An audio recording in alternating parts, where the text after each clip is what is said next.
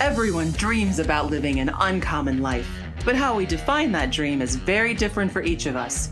And for most, it's a lifelong pursuit. Welcome to the Uncommon Life Project podcast. We're going to introduce you to people who are living that life or enjoying the journey to get there. We're going to also give you some tools, tricks, and tips for starting or accelerating your own efforts to live an uncommon life, a life worth celebrating and savoring. Please welcome your hosts, Bryan Dewhurst and Phillip Ramsey. Hello and welcome everybody to another episode of the Uncommon Life Project. I'm your host, Phillip Ramsey. And I am Bryan Dewhurst.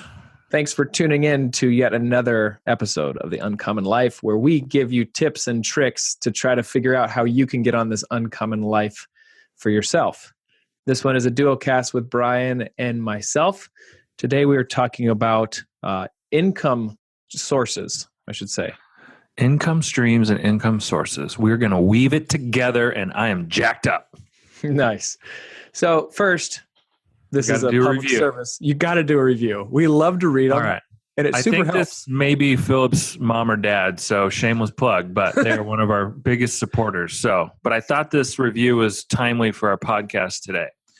And again, I apologize. My pop filter is off my mic, so I might be a little, pop today.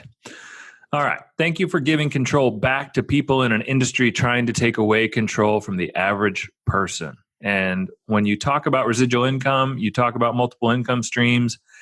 That is what we're trying to give people, control back with their money. Stop giving your money to other people unless you really know the purpose of what you're doing and why you're doing it.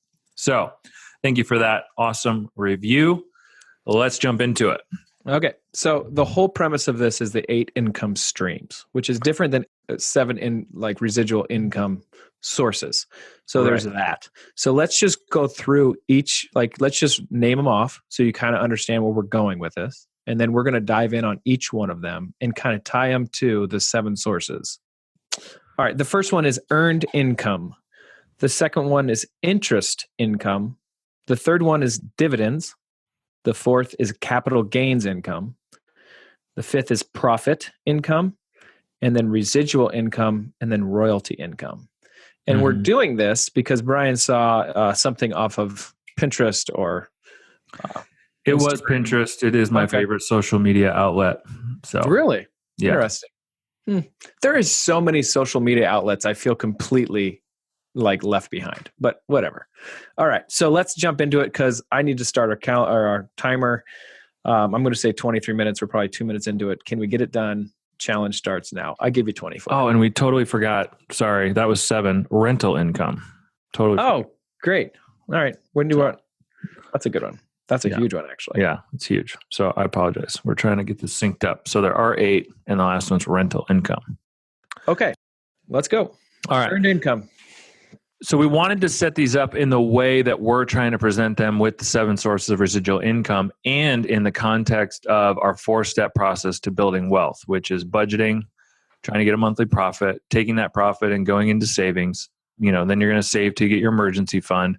And then once you have your emergency fund stuffed, then you're going to start investing, trying to get residual income to cover your monthly expenses or your monthly nut, as we call it, and then achieving thus time freedom or financial freedom. Those are the 4 steps. So earned income, this is kind of where you start as you kind of get out of financial dependency from your parents. You start getting a job and you earn income. Also, if you own a business, like Phillip and I pay ourselves a salary, that's earned income. So earned income is W-2 wages or 1099 income if you're like a contractor or consultant. It's how you make money. So that's the primary one we all know. And then I think from there, what we're talking about with this podcast and our website and everything we're doing is then what do you do? Got that nailed. Then how do I make money on my money? Yep. And that's where we're going to go. So in that, you're earning income. We're telling you need to have a budget, and then you're going to spend less than you make. So that at the end of that month from earning income, you have a profit. You're going to take that profit and put it into savings. Savings is different from investing. Savings doesn't have principal risk of your money, meaning you can't lose it from a volatility. You're not investing it in something that can go up or down. You're saving it. Savings typically, historically, has generated what we call interest income, where the bank pays you interest on your deposits. That no longer is that simple. And so bonds, also, if you look at investing, bonds pay interest. It's a little bit different than dividends. But from the most part, for what we're talking about today, we want you to think interest in terms of savings. And getting money on your savings. That's where our strategy, Uncommon Banking, comes in with life insurance. They actually do call those dividends, so that confuses things. But from our standpoint, interest income is the money you earn on the money you have in savings, which is kind of like your emergency fund. Yep. From there, now we're saying in our situation, you have your emergency fund funded and you're starting to invest. Well, one of the best ways to, invest and earn income off of the stock market historically has been dividends. Dividends are paid as a portion of profits from a profitable company. And so a life insurance contract that is mutually owned can pay dividends, and that dividend is a profit from a private business. And so vice versa, if a stock pays a dividend, like I think Microsoft pays a dividend. Apple now pays a dividend. I think it's like 1.8% or something like that.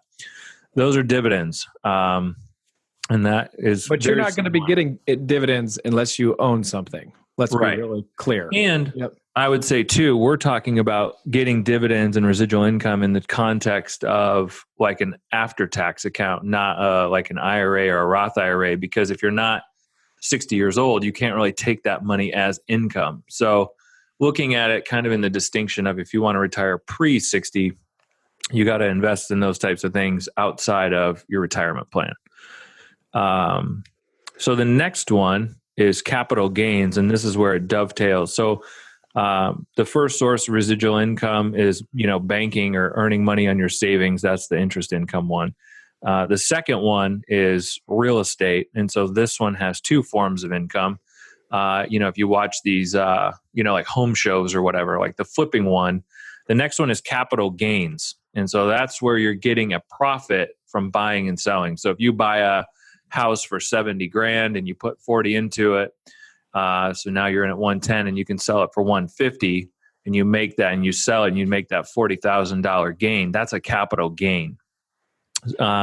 Vice versa, you can get that in the stock market as well. If you buy a stock at $10 a share and you sell it for $20 a share, that's a capital gain. And again, that's in an after-tax account, or now money as we call it, not a retirement account. Because in a retirement account, there are no real, you have cost basis and you can have gains and things like that, but you're not really, it's not counted as like a capital gain, because it's all, if you take the money out, it's all earned income. You're not taxable on the gain in the years that you've gained it.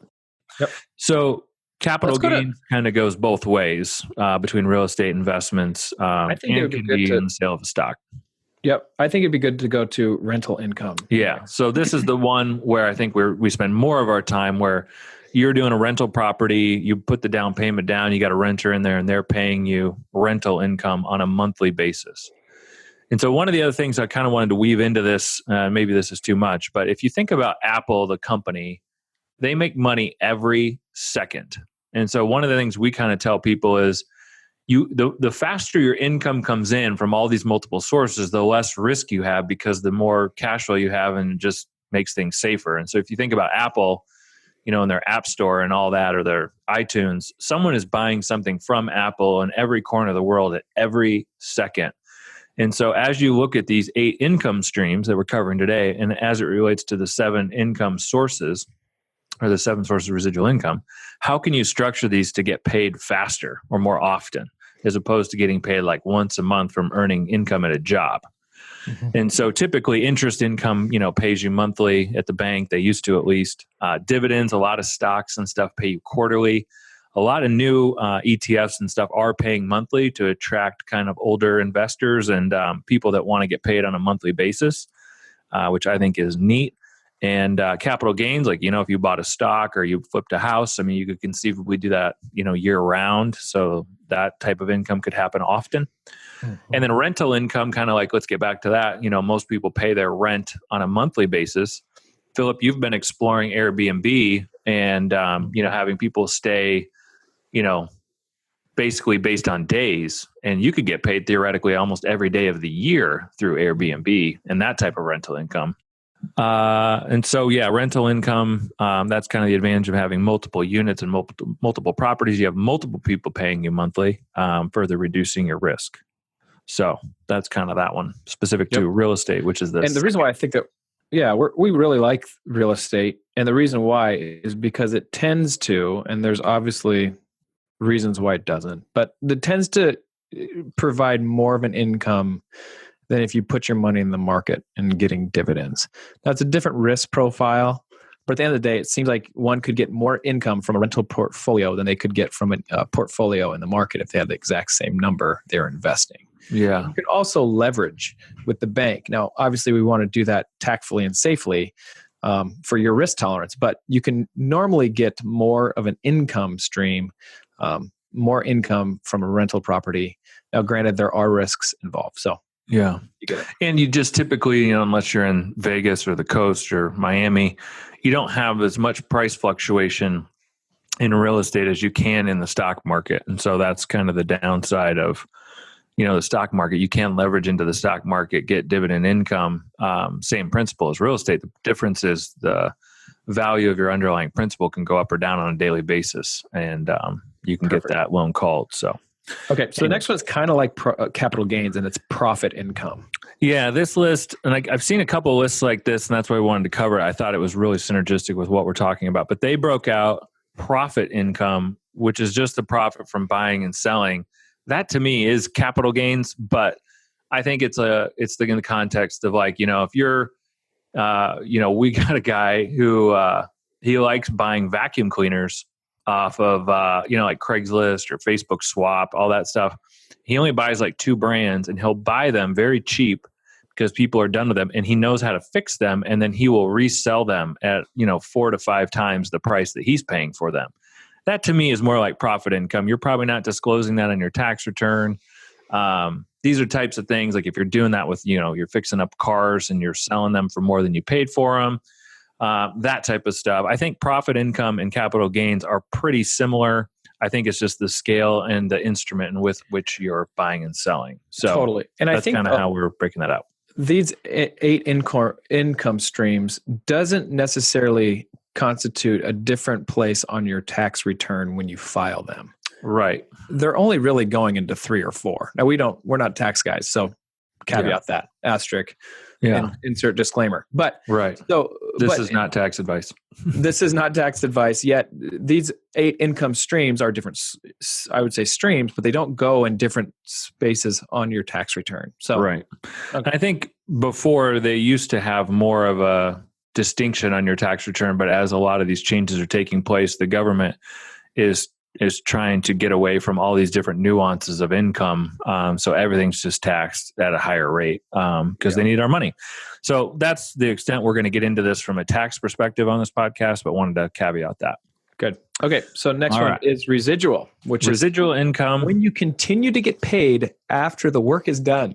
Right. So we would lump this into kind of like owning a business. Like if you could own a business and then be on a beach and still get a portion of those profits, but you're not there. That's kind of the holy grail. And if you're, looking at Robert Kiyosaki's type content and that type of thing, for our 7 sources, that would be owning a business or kind of like the subscription model or affiliate income. If you build up a following and you're getting paid based on people buying the stuff you're recommending, that type of thing. I think to some degree, network marketing is a function of earned income because you got to keep working it, but also can have a residual income effect to it as well.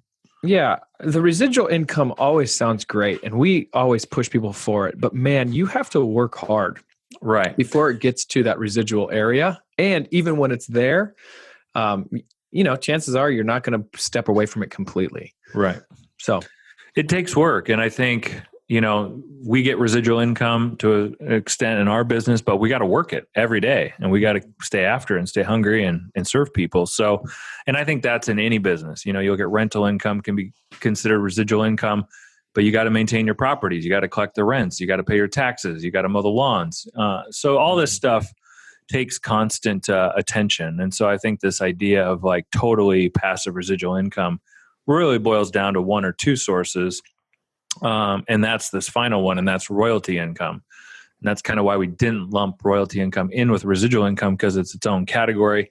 And for us, royalty income in the 7 sources has its own category, which is royalties. So this one is totally synergistic to ours with royalty income. And that's like books, music, e-courses, where you're producing a piece of content once and able to monetize it multiple times.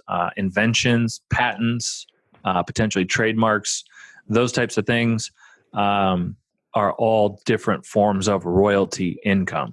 Mm-hmm. So those are the 8 forms, or the 8 income streams, if you will. And then we, with our kind of philosophy, have laid out the 7 sources of income and kind of how you would generate these. And so I thought this was just a super cool way to kind of dovetail into what we've been talking about. And I think in terms of residual income, I want to go backwards, or let's go to profit income, like buying and selling, like go back to the vacuum cleaner in the context of, I would like also Apple. say we got a client that sells appliances, buys and sells. He's really good at it. So yeah. And when you're in that context of buying and selling stuff, you could be theoretically doing that every day. So you could earn income, all the time. And then in terms of residual income, setting up a business or affiliate income, subscription model income, you could theoretically get paid on that every day. So again, kind of weave in this context of like Apple, of how do you get paid more often, especially if you're in your day job. We hear a lot of people, in the statistics show that, most Americans, if they got an extra $500 to $1,000 a month income, it would like substantially change their life. Mm-hmm. Well, these are the different ways. This is how you could go get this income. If you can get your budget in place, if you can save your emergency fund, and you can put your money to work and your passions and your expertise to work, these are the different forms or different ways you can start generating that extra income. And so from royalty income, you could get paid on that every day. I'm sure people like, Madonna, or, Elvis Presley, or, the artist formerly known as Prince. I bet they were getting paid every day type thing. Not even Michael Jackson in there. Disappointing. I know your affinity for Michael. So, and this is how we want to start structuring and talking with you and having you understand that there's so many different ways you can get paid and put your money and your expertise to work, so that you're getting paid, multiple different ways, multiple different streams. And there's different models and different sources to generate revenue. And that's why we're so excited. And that's why we wanted to start the podcast, is just highlight all these different ways to get paid and think outside the box and really monetize what makes you passionate and uncommon. Yeah. And I think just being purposeful with your earned income. If you are making income currently, trying to set up a plan that you can somehow use the profit either to profit each month in your monthly budget, to either obviously have that emergency fund, but then investing it in sources that will happen to give you more income now versus later, it gives people a different sense of accomplishment, that they go to their day job because it's doing something for them that they can see traction on, and they know eventually whatever they put their money in will start to replace the job that they currently have, usually faster than the proverbial 59 and a half, the retirement number. Right. So then they go to their work and know that every month when I get paid, it's a portion of that is going to this next thing that's helping me with streams of income. But it all kind of boils down to like, what are the 7 sources do you want to start? What are you passionate about? Because something that I think Bryan and I would say, and we've been saying it more, is people like, well, I want rental property income. Well, do you? Because it doesn't seem like any part of your past or history is real estate. And now you want to jump into it. Like, let's really think through this, if this is the wisest thing for you. Because we would say not to just jump into something because you want the income. It's because you actually enjoy it. Mm-hmm. That's the difference. It's not just about the income, because if somebody makes money and they hate what they do, like that doesn't help. Like you're just jumping. Yeah. And I think one of the things we talk about too with people is like, don't diversify the like having a stock and bond portfolio doesn't mean you're diversified. The adage is that the average millionaire has 7 to 8 different sources or streams of income. And so in that, like if you're passionate about real estate, and we've written several articles on our website about this, then go get 4 or 5 properties. Everything is kind of about scale and in terms of this. And so, we see people get like 1 property and it's like, well, I'm not making that much money. And it was a ton of work. And it was like, yeah, it was some work up front, but you're getting $200 to $300 a month and you're paying down the debt on your mortgage from somebody else and the house can appreciate. That's 3 different ways to make money. And you're not living there. You're not doing that 40 hours a week. And I think if you look at the context of what you are trading 40 hours a week, 58 weeks of the year for, putting your effort into some of this stuff on a smaller scale, but then getting that residual income or getting that rental income or giving that dividend income is like double down on that. Like just go kind of all in on one of these strategies and get it to a point where it's paying you $1,000, $2,000, $3,000, $4,000 a month. Mm-hmm. And then kind of pull your head up. Like dabbling in all these different things isn't going to get you there.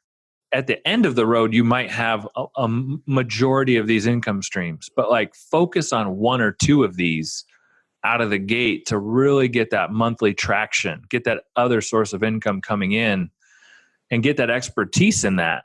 Yeah. And then that's how you can actually make money a lot faster. Totally.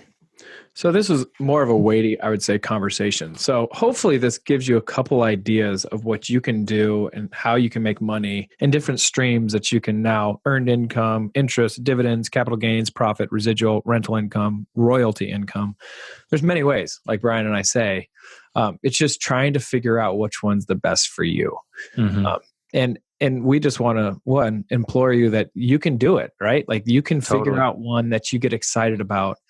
You and your wife, you and your spouse, that you can kind of start thinking more about that would get you to a point where, man, if I did this for the rest of my life, I wouldn't feel like I was working at all. That's a fun thing to think through. Yeah. So what other things do we talk about? I think this is a huge one to help people just kind of scale their brain a little bit. I think it does dovetail well. I think too, the thing to go back to the point about Apple getting paid every second, I think that's lofty to a lot of people. And you really challenged me of like, it's great to say that, but like, how do our listeners practically achieve that? Right. Mm-hmm. And I think the thing to practically try to achieve as you're looking at residual income or the 7 sources or, time freedom, financial freedom is getting paid weekly. Is if I think rental income does a great job of getting you paid monthly. Yep. And that's a great place to start.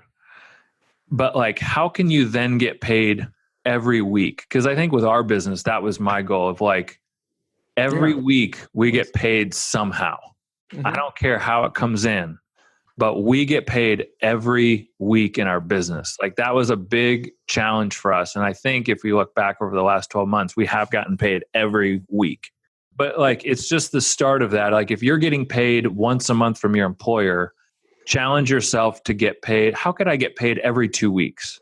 I think a lot of people are on getting paid twice a month. Right. Like so if you're getting paid twice a month, like how could you get paid every week? Yeah. So then the next thing is like, okay, I get paid twice a month. How can I get paid on one of the weeks that I don't get paid on my work? Right. I think that's a fun thing to do. And it does scale people's head of like, that's interesting to think through. Yeah. So yeah, I think just take inventory of where you're at between you and your spouse or in your family, or if it's just you. How often do you get paid? And then how could you step into the next frequency? So if you're monthly, twice a month. If you're twice a month, then weekly. If you're weekly, then daily. If you're daily, then hourly, then every minute. You get it. So anyways, challenge yourself in that context and with these different 8 streams and our 7 sources. And again, that's where we want to help people with is think this way. So you can find us at www.uncommonwealth.com and you can schedule a free 15-minute call. But yeah, thanks for listening. This is one of my favorite topics. So yeah. So you've been listening to the Uncommon Life Project. Please rate and give us a review. We'll read it on our next show. And so you've been listening to the Uncommon Life Project. My name is Phillip. And I'm Bryan Dewhurst. Until next time, be uncommon. Thanks. That's all for this episode of the Uncommon Life Project. Brought to you by Uncommon Wealth Partners. Be sure to visit uncommonwealth.com to learn more about our services. Don't miss an episode as we introduce you to inspiring people who are actively pursuing an uncommon life.